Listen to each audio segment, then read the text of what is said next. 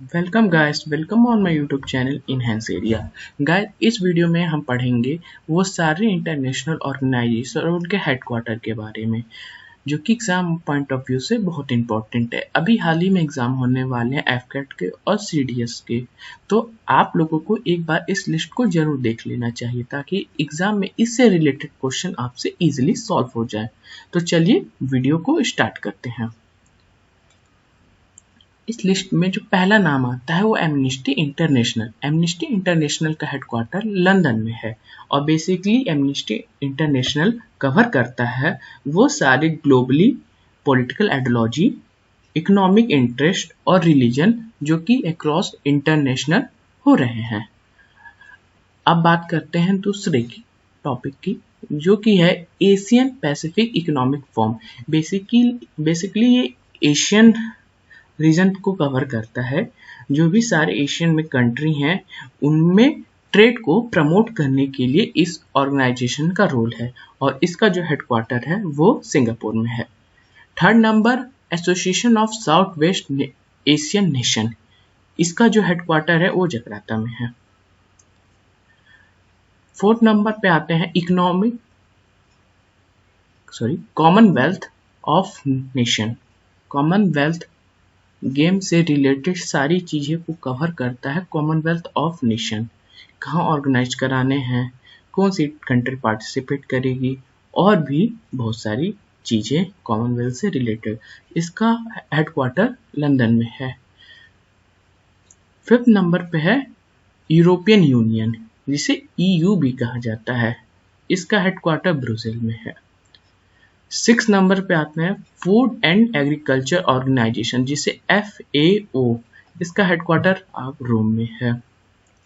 7th number पे IAEA, international atomic energy agency.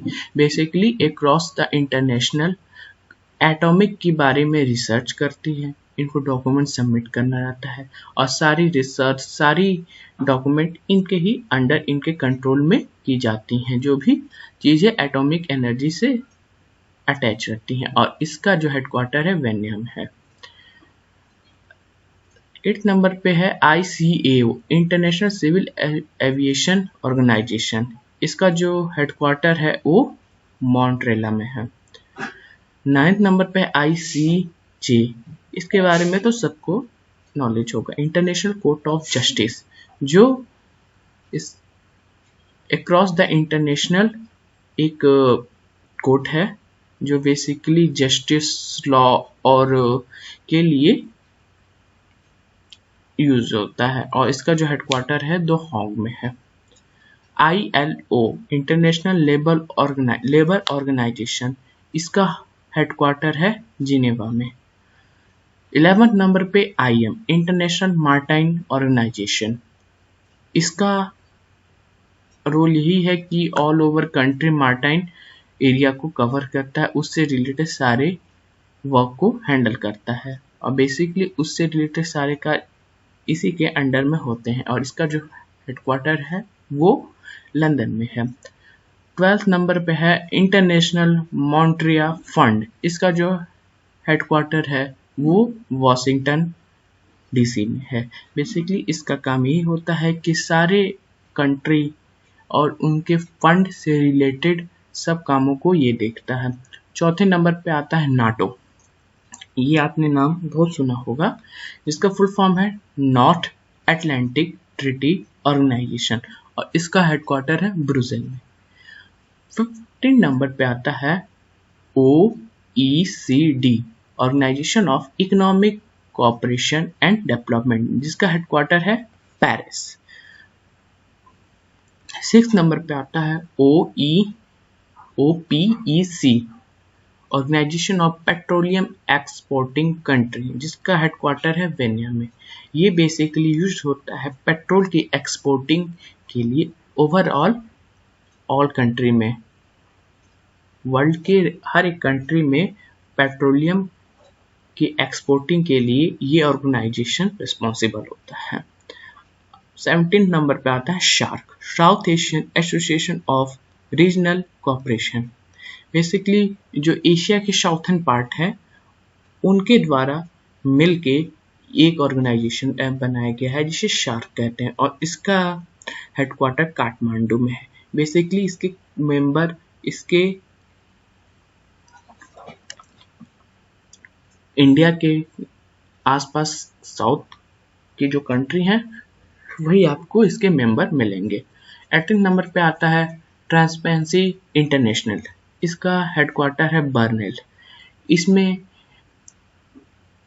All the transport related agency इसके under में आती हैं। UNAEC United nation atomic energy commission, इसका headquarter है न्यूयॉर्क। बेसिकली ये ऑर्गेनाइजेशन का यही काम है कि जो भी एटॉमिक एनर्जी है उसका एक पॉजिटिव वे में यूज हो, तो ये ऑर्गेनाइजेशन सिंपली उसी को कंट्रोल करती है और इसका हेडक्वार्टर है न्यूयॉर्क में। 20th नंबर है UNAIDS joint united nation programme of HIV and AIDS. एक 19वीं की सेंचुरी में एड्स और HIV काफ़ी हद तक बढ़ गए थे, काफ़ी ये प्रॉब्लम पीक लेवल पे थी। तो उससे बाहर निकलने के लिए, उसको कंट्रोल करने के लिए ऑर्गेनाइजेशन का गठन हुआ जिसे हम UNAIDS कहते हैं और इसका हेडक्वार्टर जिनेवा में है। UNCDF United nation capital development fund, इसका हेडक्वार्टर न्यूयॉर्क में है। बेसिकली ये ऑर्गेनाइजेशन रिस्पॉन्सिबल होती है किसी भी कंट्री को कैपिटल यानी कुछ पैसे मुहैया कराने के लिए ताकि उनकी डेवलपमेंट हो। अब बात करते हैं 22 की। UNCDAD United nation conference on trade and development, इसका भी हेडक्वार्टर जिनेवा में है। अब ये ऑर्गेनाइजेशन रिस्पॉन्सिबल है ट्रेड, एक से दो कंट्री के बीच में ट्रेड की एक्सपोर्टिंग इंपोर्टिंग के लिए ये ऑर्गेनाइजेशन रिस्पॉन्सिबल है।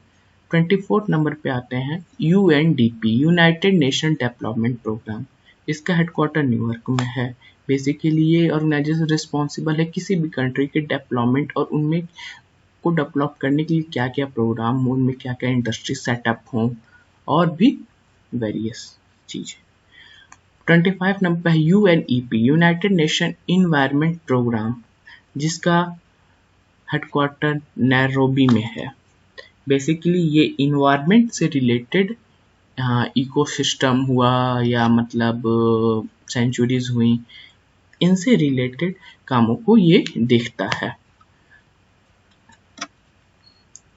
अब 26 नंबर है यूनेस्को। यूनेस्को ये भी आपने नाम सुना होगा, united nation educational scientific and culture organization, जिसका हेडक्वार्टर पेरिस में है। नाम से ही पता चलता है ये अक्रॉस द कंट्री कवर करता है एजुकेशन सिस्टम को, साइंटिफिक रिसर्च को और भी सारे जो कल्चर चीज़ें होती हैं ऑल ओवर द वर्ल्ड वो इसके अंडर में आती हैं, जिसका हेडक्वार्टर पेरिस में है। UNICEF UNFCCC United nation frame convention and climate change, जो भी हमारे क्लाइमेट चेंजिकल होते हैं जैसे कि पॉल्यूशन हुआ, एटमॉस्फेयर में नाइट्रोजन का लेवल ज़्यादा हुआ, कार्बन डाइऑक्साइड क्लोरोफ्लोरोकार्बन का हमारे एटमॉस्फेयर में ज़्यादा हुआ, तो बेसिकली ये ऑर्गेनाइजेशन ही कंट्रोल करता है कि कौन सी कंट्री ज़्यादा कार्बन इमिशन कर रही है, ग्रीन हाउस इफेक्ट किस कंट्री का ज़्यादा है कम है, तो सिंपली यही ऑर्गेनाइजेशन कवर करती है, जिसका हेडक्वार्टर जर्मनी में है। UNFPA United nation pollution fund, जिसका हेडक्वार्टर न्यूयॉर्क में, नाम से ही पता चलता है ये पॉल्यूशन से रिलेटेड सारा मैटर देखती है। UNHCR United nation high commissioner of refugee, जिसका हेडक्वार्टर होता है जिनेवा में। देखिए ये ऑर्गेनाइजेशन सिंपली कवर करती है रिफ्यूजी से रिलेटेड मैटर को। रिफ्यूजी क्या करते हैं, जो सिटीजन या जो लोग एक कंट्री से निकाल दिए जाते हैं और उनको उस कंट्री की नागरिकता नहीं दी जाती है, तो बेसिकली ये ऑर्गेनाइजेशन उन लोगों को हैंडल करती है और उन्हें प्रॉपर सिटीजनशिप और नागरिकता दिलाने के लिए काम करती है, जिसका हेडक्वार्टर जिनेवा में है। UNICF United nation children education fund, जिसका हेडक्वार्टर न्यूयॉर्क में है। बेसिकली चिल्ड्रंस को एजुकेशन देने के लिए ये ऑर्गेनाइजेशन काम करती है ऑल ओवर द वर्ल्ड। अब बात करते हैं यूएनए को, यूनाइटेड नेशन ऑर्गेनाइजेशन, जिसका हेडक्वार्टर न्यूयॉर्क है। यूएनए के अंदर बहुत से ऑर्गेनाइजेशन आते हैं, जैसे कि यूएन सिक्योरिटी हुई, यूएन से रिलेटेड मेडिकल के हुए, डब्ल्यूएचओ वो भी आपको पता है, वर्ल्ड हेल्थ ऑर्गेनाइजेशन, बेसिकली ये भी यूएन के अंदर ही आता है। इसका हेडक्वार्टर जिनेवा में है। बेसिकली ये ऑल ओवर वर्ल्ड हेल्थ से रिलेटेड इशू और उनसे रिलेटेड सारे कामों को ये ऑर्गेनाइजेशन देखता है। अभी हाल ही में कोविड-19 के पैंडेमिक के टाइम में डब्ल्यूएचओ काफ़ी न्यूज़ में रहा है, तो एग्जाम पॉइंट ऑफ व्यू से ये और यूएनओ काफ़ी इम्पोर्टेंट है। WMO वर्ल्ड मेट्रोलॉजिकल ऑर्गेनाइजेशन, जिसका हेडक्वार्टर जिनेवा में है। वर्ल्ड बैंक, जिसका हेडक्वार्टर वाशिंगटन डीसी में है। वर्ल्ड बैंक भी काफ़ी न्यूज में रहा है, क्योंकि बहुत से ऐसे कंट्री है जिन्हें इन पैंडेमिक के टाइम में फंड की काफ़ी ज़रूरत रही है, तो उन्होंने वर्ल्ड बैंक से कनेक्ट हुए हैं और उन्होंने मतलब बात की है कि हमें मतलब कुछ फंड चाहिए और वगैरह वगैरह। अब बात करते हैं 35 वर्ल्ड इंटेलेक्चुअल प्रॉपर्टी ऑर्गेनाइजेशन, जिसका जिनेवा में हेडक्वार्टर जिनेवा में है। अब last WTO world tourism organization, basically ये टूरिस्ट से related one country to another country on over all the world cover करता है, जो ऑर्गेनाइजेशन जिसे WTO वर्ल्ड टूरिज्म ऑर्गेनाइजेशन कहते हैं, जिसका हेडक्वार्टर मैड्रिड में है। मैड्रिड। हम बढ़ते हैं अपने नेक्स्ट।